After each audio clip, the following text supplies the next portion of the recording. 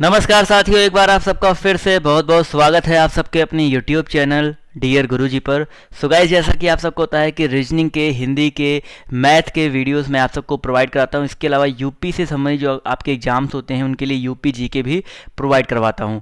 तो दोस्तों, इस वीडियो में मैं आपके लिए रीजनिंग के बहुत ही इंपॉर्टेंट क्वेश्चन जो कि इस समय पूछे जा रहे हैं, कठिन वाले जो प्रश्न पूछे जा रहे हैं वो सब मैं आपको करवा रहा हूँ। आज का जो आपका पहला क्वेश्चन है वो आपके सामने है। क्या कह रहा है, दिए गए विकल्पों में से उस आकृति का यहाँ पर चयन करना है। भाई यहाँ पर कह रहा है उस आकृति का चयन करें जो निम्नलिखित आकृति में क्वेश्चन मार्क को प्रतिस्थापित कर सकती है। अब इस क्वेश्चन में देखिए बहुत ही ज़्यादा कुछ नहीं करना। देखिए यहाँ पर ये चीज़ इस साइड में थी, यानी कि पहले कोई चीज़ ऐसे थी और बाद में वही सेम चीज़ आपकी इस साइड में कर दी गई। नहीं, ये चीज़ आपका ऐसे हो गया है।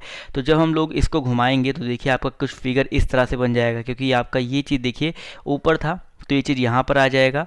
इसके अलावा देखिए यहाँ पर ये जो नीचे था ये जो राइट साइड में था ये इधर आ जाएगा। मतलब को आपका फिगर कुछ इस तरह से बन जाएगा और बीच में जो लोग गोला इस तरह से था वो गोला आपका इस तरह से हो जाएगा। यानी कि अगर हम देखें तो ऑप्शन नंबर जो इसका डी है वो यहाँ पर बिल्कुल करेक्ट हो जाएगा। समझ गए दोस्तों, बहुत ही नॉर्मल क्वेश्चन था, बट अभी और भी क्वेश्चन आपको देखने को मिलेंगे। तो यहाँ पर देखा जाए तो ऑप्शन नंबर जो इसका डी है वो यहाँ पर करेक्ट हो जाएगा। अगला क्वेश्चन देखिए ध्यान से, यहाँ पर क्या कह रहा है, ध्यान देखिएगा। अच्छा क्वेश्चन है और इस तरह के वेन डायग्राम वाले क्वेश्चन आपके पेपर में आ जाते हैं, पूछे जरूर जाते हैं, कहीं ना कहीं आप लोग देखे जरूर होंगे। कह रहा भाई 40 सहपटियों में 17 क्रिकेट खेलते हैं, 19 फुटबॉल खेलते हैं और 3 क्रिकेट और फुटबॉल दोनों खेलते हैं। ध्यान दीजिएगा, 40 सहपटी, कुल सहपटी मतलब कुल छात्रों की संख्या कितनी है भाई, 40 है, जिसमें से 17 क्रिकेट खेलते हैं और 19 जो खेलते हैं आपके फुटबॉल खेलते हैं। तो मान लेते हैं ये क्रिकेट हो गया और एक फुटबॉल भी होगा। तो अभी यहाँ पर देखिए क्या कह रहा है कि 3 जो है क्रिकेट फुटबॉल दोनों खेलते हैं। तो यहाँ पर कुछ इस तरह से फिगर बनेगा। ये आपका मान लेते हैं क्रिकेट हो गया और ये मान लेते हैं आपका क्या हो गया, फुटबॉल हो गया। उसके अलावा देखा जाए तो आपका जो ये बीच में है ये आपका दोनों है, यानी कि जो दोनों खेलते हैं। तो भाई यहाँ पर 17 क्रिकेट खेलते हैं, यानी कि पूरा अगर देखा जाए ये टोटल आपका 17 है और ये टोटल आपका जो है फुटबॉल है 19 है, जिसमें से मुझे पता है 3 जो है क्रिकेट फुटबॉल दोनों खेलते हैं। तो यहाँ बीच में क्या आ जाएगा, 3 आ जाएगा।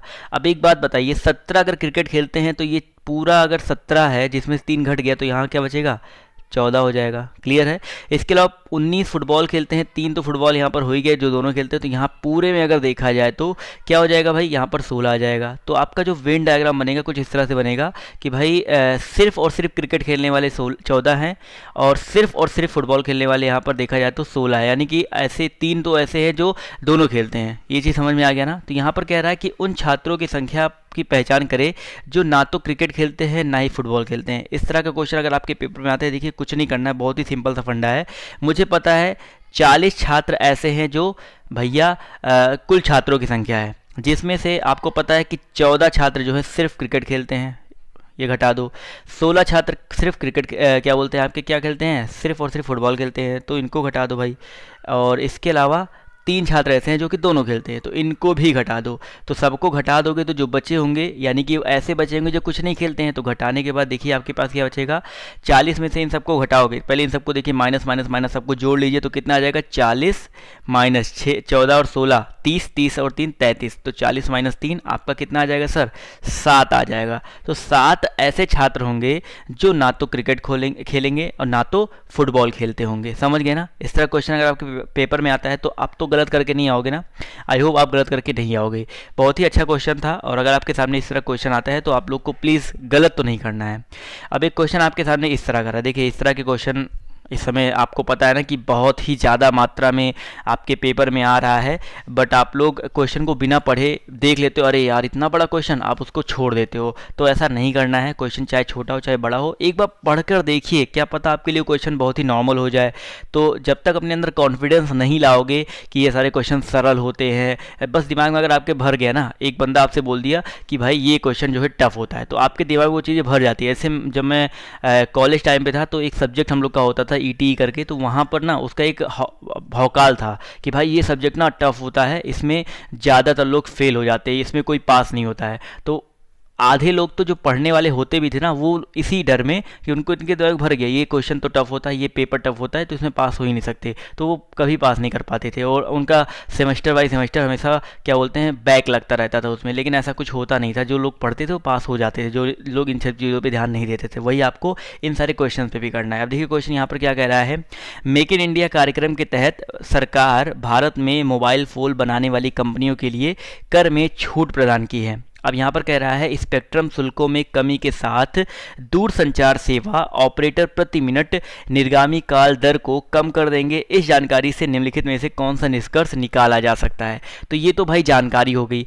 अब इस जानकारी से जो निष्कर्ष निकलेगा, यानी कि ये जो जानकारी दी गई है, इसी जानकारी से संबंधित निष्कर्ष अगर जो निकलेगा उसी पर हम लोग सिर्फ और सिर्फ टिक करेंगे। तो देखिए यहाँ पर आपको पता है मेक इन इंडिया कार्यक्रम के तहत यहाँ पर मोबाइल फ़ोन बनाने की जो कंपनियां हैं उनको टैक्स में छूट दी जा रही है। पहली लाइन तो ये है ना, इस पे ध्यान दीजिएगा। तो यहाँ पर देखिए पहली लाइन कह रहा है कि सरकार ने अपने घोषणा पत्र में घोषित डिजिटल इंडिया की अवधारणा के प्रति कोई सकारात्मक कदम नहीं उठाया। तो भाई ये तो गलत बात है, सकारात्मक कदम तो उठाया जा रहा है।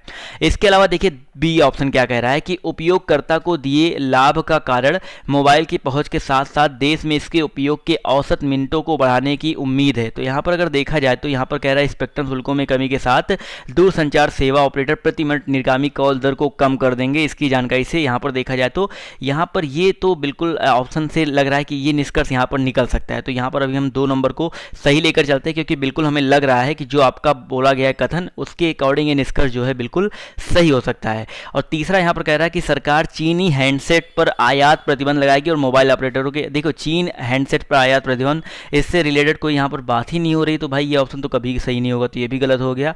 इसके अलावा यहाँ पर कह रहा है कि मोबाइल हैंडसेट की लागत बढ़ेगी और उपयोगकर्ता पोस्टपेड के जहाँ प्रीपेड कनेक्शन लेंगे। अरे भाई जब कर में कमी हो रही है तो मोबाइल हैंडसेट की लागत बढ़ेगी क्यों? कर में कमी हो रही है तो भाई घट भी सकती है ना। तो यहाँ पर ये ऑप्शन निकल हो जाएगा। तो सिर्फ और सिर्फ देखा जाए कि ऑप्शन बी वाला जो निष्कर्ष है हम लोग यहाँ पर निकाल सकते हैं। समझ में आ गया ना? तो देखिए कितना आसान होता है। आपको क्या करना है, ऑप्शन को पढ़ना है, आपके क्वेश्चन को पढ़ना है, उसके बाद आप खुद ही, अगर आपके अंदर थोड़ी सी तर्क शक्ति है, देखिए तर्क शक्ति, रीजनिंग जो होती है ना इसका मतलब होता है तर्क शक्ति, थोड़ी सी तर्क शक्ति है तो आप अपने आप बता ले जाओगे हाँ यार ये ऑप्शन सही होगा। और 99% नहीं 101% वो क्वेश्चन ऑप्शन जो है सही होता है अगर आप उसको एक बार अच्छे से पढ़ोगे।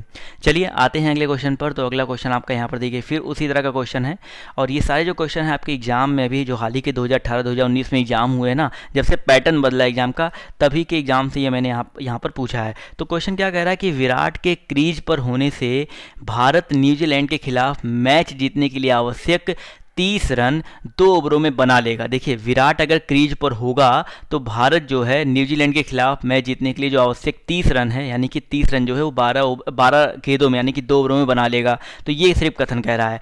तो यहाँ पर देखा जाए तो क्या कह रहा है कि विराट भारत के लिए क्या भाग्यशाली शुभंकर है? तो भाई यहाँ पर जरूरी नहीं है भाग्यशाली कोई हो तभी, विराट यहाँ पर अच्छा प्लेयर है इसलिए यहाँ पर ये कथन दिया गया है। तो पहला ऑप्शन तो यहाँ पर बिल्कुल नहीं हो सकता है। इसके अलावा सेकंड ऑप्शन कह रहा है कि विराट एक मजबूत बल्लेबाज है और उसने दबाव में अच्छा प्रदर्शन किया है। भाई देखिए 2 ओवर में 30 रन यानी कि दबाव तो अच्छा खासा रहेगा, यानी कि यहाँ पर दबाव वाली बात तो हो रही है, ये बात तो बिल्कुल सही है, दबाव वाली बात हो रही है ना। तो यानी कि हम लोग कह सकते हैं कि अब विराट एक मजबूत बल्लेबाज है, कथन से बिल्कुल सही निष्कर्ष निकल रहा है, क्योंकि अगर विराट के बारे में बात हो रही है तो यहाँ पर ऑप्शन बी जो है करेक्ट हो सकता है, क्योंकि उसने दबाव में अच्छा प्रदर्शन किया है अकॉर्डिंग टू द कथन। तो ये ऑप्शन सही हो सकता है। इसके अलावा अंपायर विराट के साथ उदार होंगे क्योंकि वो ICC player of the year है। तो भाई ऐसा कुछ नहीं है, कोई कहाँ का भी नेता आ जाए, कुछ भी आ जाए, कोई भी उदार नहीं होता कोई अंपायर। इसके अलावा अपना कह रहा है कि गेंदबाज विराट को कमजोर गेंदबाजी करेंगे क्योंकि वह कप्तान है। तो ऐसी भी बात नहीं है भाई। तो यहाँ पर देखा जाए तो ऑप्शन बी जो है ये निष्कर्ष हम लोग निकाल सकते हैं। तो ऑप्शन बी यहाँ पर बिल्कुल करेक्ट हो जाएगा। समझ में आ गया सर? क्वेश्चन नंबर आपका यहाँ पर अगला कह रहा है कि महेश को इस वर्ष अपने वेतन में सबसे अधिक वेतन वृद्धि प्राप्त हुई क्योंकि उन्होंने अपने विभाग में सबसे अच्छा प्रदर्शन किया था और अपने सभी लक्ष्यों को हासिल किया था। इस कथन से निम्नलिखित में से कौन सा पूर्वानुमान निहित है? अब देखिए पूर्वानुमान की बात कर रहा है, तो निष्कर्ष और पूर्वानुमान देखिए क्या है यहाँ पर। पूर्वानुमान क्या निहित है, देखिए ऑप्शन पढ़ेंगे तो अपने आप क्लियर हो जाएगा। आप क्वेश्चन पढ़कर इसका आंसर तो दे ही नहीं सकते हो बिना ऑप्शन के। तो यहाँ पर कह रहा है पहला ऑप्शन कि भाई उच्च वेतन वृद्धि के लिए कार्यस्थल पर उच्च प्रदर्शन की आवश्यकता होती है।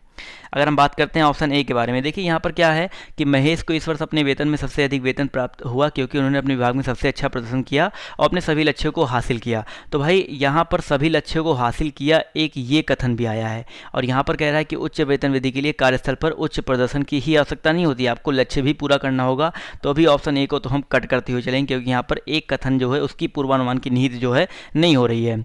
अगला कह रहा है कि तय किए गए लक्ष्यों को हासिल करने का अर्थ कार्यस्थल पर उच्च प्रदर्शन होता है, ऐसा भी जरूरत नहीं है, दोनों चीज़ सम्मिलित होना चाहिए। समझ में आ गया ना? तो ये ऑप्शन भी यहाँ पर हम लोग सही नहीं मानेंगे क्योंकि यहाँ पर पूर्वानुमान निहित की बात कर रहा है, कह रहा है कौन से में पूर्वानुमान निहित नहीं है। और अगला यहाँ पर क्या कह रहा है कि महेश के अन्य सहयोगियों में से किसी ने भी अपने निर्धारित लक्ष्य को प्राप्त नहीं किया। तो यहाँ पर देखिए पूर्वानुमान यहाँ पर ये निहित हो सकता है क्योंकि देखिए कह रहा है कि महेश को इस वर्ष अपने वेतन में सबसे अधिक वेतन वृद्धि प्राप्त हुई क्योंकि उन्होंने अपने विभाग में सबसे अच्छा प्रदर्शन किया और अपने सभी लक्ष्यों को हासिल किया था। सबसे अच्छा, अपने विभाग में सबसे अच्छा प्रदर्शन किया, यानी कि अपने विभाग में अगर उन्होंने सबसे अच्छा प्रदर्शन किया है तो जितने भी उनके अन्य सहयोगी होंगे उनसे तो अच्छा ही प्रदर्शन किया होगा, या उन्होंने लक्ष्य प्राप्त नहीं किया होगा तभी तो इनका प्रदर्शन अच्छा हुआ है, तभी तो इनको सबसे ज़्यादा वृद्धि प्राप्त हुई है। तो ऑप्शन जो इसका सी है वो यहाँ पर ये पूर्वानुमान यहाँ पर निहित हो सकती है। समझ में आ गया ना? इसके अलावा डी ऑप्शन कह रहा है कि इस वर्ष महेश की तुलना में अन्य सहयोगियों की वेतन वृद्धि कम थी। तो यहाँ पर वेतन देखिए अन्य तुलना यहाँ पर नहीं की गई है। देखिए ऑप्शन यहाँ पर पढ़ेंगे तो यहाँ पर कोई तुलना किसी से नहीं की गई है, तो यहाँ पर ये भी ऑप्शन गलत हो जाएगा। तो देखा जाए तो दिए गए कथन में महेश ने ही अपने विभाग में सर्वश्रेष्ठ प्रदर्शन किया है क्योंकि उसने अपने सभी लक्ष्यों को प्राप्त किया है, इसीलिए हम लोग कह सकते हैं कि उनके जो अन्य सहयोगी है अपने लक्ष्य को प्राप्त नहीं कर पाए होंगे। तो ऑप्शन जो इसका सी है वो यहाँ पर करेक्ट हो जाएगी। ये इस पूर्वानुमान की निहित यहाँ पर हो जाएगी। थोड़ा सा कन्फ्यूजिंग था लेकिन जब प्रैक्टिस करोगे तो ये सारे क्वेश्चन आपके लिए बहुत आसान हो जाएंगे।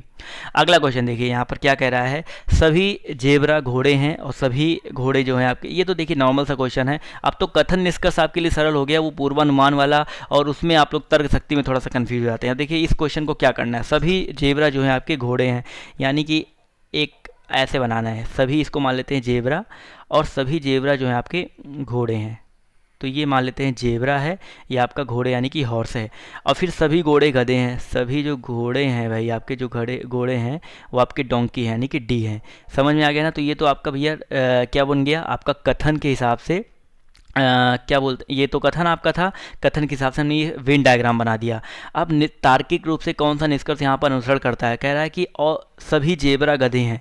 तो जेब्रा यहाँ पर है, सभी जेब्रा गधे हैं, तो यहाँ पर देखिए अंदर से बाहर की ओर जा रहा है। तो देखा जाए तो पहला ऑप्शन जो है यहाँ पर सही हो जाएगा, तो यानी कि निष्कर्ष ए तो करेक्ट हो जाएगा। निष्कर्ष बी की बात करते हैं, देखिए बी की बात करते हैं तो बी में कह रहा है कि सभी गधे जेब्रा हैं, सभी गधे जेब्रा हैं। देखिए बाहर से अंदर में कुछ वाला ऑप्शन जो होता है सही होता है, सभी वाला ऑप्शन गलत होता है, तो ये ऑप्शन तो भैया आपका गलत हो जाएगा। अगर हम बात करते हैं भाई किसके बारे में, सी ऑप्शन के बारे में। सी ऑप्शन क्या कह रहा है कि सम डंकीज आर जेब्रा, कुछ गधे जेब्रा हैं, यानी कि अभी देखा ना कि बाहर से अंदर की ओर आ रहे हैं, तो कुछ वाला कथन जो होता है हमेशा सही होता है, तो सभी गधे जेब्रा हैं, ये यहाँ पर करेक्ट हो जाएगा। इसके अलावा ऑप्शन डी कह रहा है कि कुछ घोड़े जेब्रा हैं, कुछ घोड़े जेब्रा है, फिर से देखिए बाहर से अंदर जा रहा है, तो देखा जाए तो ऑप्शन डी भी यहाँ पर करेक्ट हो जाएगा। तो यहाँ पर ए सी डी अनुसरण करते हैं जबकि बी नहीं करता है, तो यहाँ पर ऑप्शन जो इसका सी है, देखिए निष्कर्ष ए सी डी अनुसरण करते हैं, तो ऑप्शन सी यहाँ पर बिल्कुल करेक्ट हो जाएगा। क्लियर है सर? तो ऑप्शन सी यहाँ पर बिल्कुल करेक्ट हो जाएगा। समझ में आ गया ना? बहुत ही आसान क्वेश्चन था। अगला क्वेश्चन देखिए, यहाँ पर थोड़ा सा अलग क्वेश्चन है, दिमाग लगाइए और ये क्वेश्चन भी आप लोग फटाक से कर ले जाएंगे। कुछ नहीं, थोड़ा सा मैथमेटिक्स का यूज करना है, यहाँ पर मैथमेटिक्स यानी कि गणित का यूज करना है। अब देखिए यहाँ पर कह रहा है कि यदि x और y दो धनात्मक पूर्णांक हैं, देखिए यहाँ पर क्या कह रहा है, x और y दो धनात्मक पूर्णांक है तो x का मान क्या है।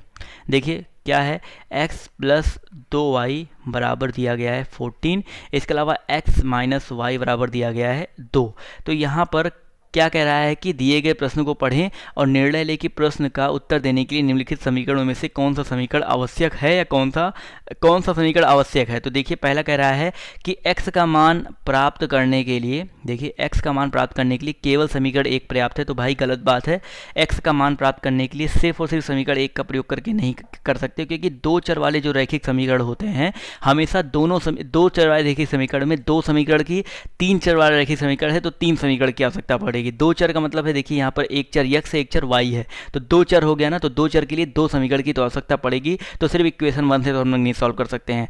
कह रहा है कि x का मान प्राप्त करने के लिए केवल समीकरण 2 पर्याप्त है, तो ये भी यहाँ पर गलत हो जाएगा। इसके अलावा कह रहा है कि x का मान प्राप्त करने के लिए ना तो समीकरण 1 ही ना तो समीकरण 2 अकेले पर्याप्त है, परंतु दोनों एक साथ आवश्यक है। तो जी हाँ, यहाँ पर देखा जाए तो परंतु दोनों एक साथ आवश्यक है, तो ये यहाँ पर बिल्कुल करेक्ट हो जाएगा। और यहाँ पर कह रहा है कि कोई भी एक समीकरण या दोनों समीकरण संयुक्त रूप से x का मान, देखिए कोई भी एक तो नहीं हो सकता है, तो यहाँ पर देखा जाए तो ऑप्शन जो इसका सी है करेक्ट हो जाएगा। अब चलिए यहाँ तक पहुँचे हैं तो इसका मान निकाल के भी दिखा देते हैं। क्या करना है, कुछ नहीं करना है, देखिए इनको घटा दीजिए, ये दोनों वैल्यू सेम है ना, इसको घटाइए और ये घटाएंगे तो माइनस माइनस प्लस हो जाएगा, तो ये कट गया। तो 2 और 1 कितना हो जाएगा, 3y बराबर 14 और 2 हो गया 16। तो y का मान यहाँ से आ जाएगा 16/3 आ गया, तो y की वैल्यू आ गई। अगर x की वैल्यू निकालनी है तो किसी एक में रख दो, मुझे पता है x माइनस वाई बराबर कितना है, 2 है, तो x माइनस यहाँ पर y, चलिए यहाँ पर थोड़ा सा कहीं मिस्टेक हो गया, क्या देखा जाए तो घटा रहे थे तो यहाँ पर भी घटाएंगे, यहाँ पर थोड़ा सा मिस्टेक हो गया क्योंकि घटा रहे थे हम लोग और इस पर हमने ध्यान नहीं दिया। चलिए यहाँ पर अगर हम घटा रहे हैं तो ये घटेगा, ये भी घटेगा, क्यों भाई, जब सब कुछ घट रहा है तो ये भी घटेगा। तो ये घट करके क्या आ जाएगा, 14 में से 2 गया 12, तो 12/3 बराबर कितना आ जाएगा, यहाँ पर आ जाएगा 4, 3 चौका 12। अब यहाँ पर रख देंगे y का मान, तो y माइनस 4 बराबर 2, तो y बराबर कितना आ गया, 4 2 6। देखिए ये पूछा नहीं गया था, बट जाने रहो, कहीं भी आपके ये क्वेश्चन आपके अगर आ जाता है तो आप लोग गलत ना करो। तो समझ में आ गया ना, तो यहाँ पर ऑप्शन सी क्यों करेक्ट होगा। देखिए आसान क्वेश्चन था, लेकिन कुछ लोग सोचेंगे यार इसमें पता नहीं x + y क्या दे दिया है, क्वेश्चन को पढ़ेंगे नहीं और वहाँ पर क्वेश्चन को लगाएंगे भी नहीं। समझ में आ गया ना सर, तो यहाँ पर ऑप्शन जो इसका सी है करेक्ट हो जाएगा। चलिए आते हैं एक और क्वेश्चन की तरफ। तो यहाँ पर देखिए क्वेश्चन नंबर 53 नंबर यहाँ पर आ गया। ये क्या कह रहा है कि निम्नलिखित में से विषम नाम का चयन करिए। अब यहाँ पर Tony Blair, Blaise Pascal, sir Isaac Newton और जेम्स प्रेस्कॉट जूल। देखिए देखा जाए तो ये जीके के क्वेश्चन में इसको आना चाहिए था, लेकिन ये आपको रीजनिंग में दे दिया है, तो कोई बात नहीं, क्योंकि रीजनिंग में भी इस तरह के क्वेश्चन आते हैं, तो आपको इस तरह के क्वेश्चन को भी ध्यान में रखना है। तो यहाँ पर देखा जाए तो Blaise Pascal, sir Isaac Newton और प्रेस्कॉट जूल, ये तीनों जो है वैज्ञानिक हैं। देखिए यहाँ पर जो आपके ब्लेज पास्कल हैं, सर आइजक न्यूटन हैं और जेम्स प्रेस्कॉट जूल हैं, ये सारे के सारे क्या हैं, आपके क्या बोलते हैं, एक वैज्ञानिक है। लेकिन हम बात करते हैं किसके बारे में सर, टोनी ब्लेयर के बारे में। तो टोनी ब्लेयर कौन है ये भी जान लो। टोनी ब्लेयर जो हैं यूके के पूर्व प्रधानमंत्री हैं। क्या है भाई, यूके के पूर्व प्रधानमंत्री है। तो यहाँ पर ऑप्शन जो इसका ए है वो यहाँ पर डिफरेंट हो जाएगा। क्लियर है सर, आसान क्वेश्चन था कि नहीं था, तो यहाँ पर ऑप्शन जो इसका ए है करेक्ट हो जाएगा। चलिए आते हैं एक और क्वेश्चन की तरफ। तो ये क्वेश्चन देखिए थोड़ा सा अच्छा क्वेश्चन है और मैं भी थोड़ा सा कंफ्यूज हो गया था इस क्वेश्चन को लेकर के, लेकिन अभी मैं आपको बताता हूँ इस क्वेश्चन को करना क्या है। देखिए यहाँ पर कह रहा है कि 1 मिनट रुकिएगा, इस क्वेश्चन को थोड़ा सा मैं सही कर लेता हूँ।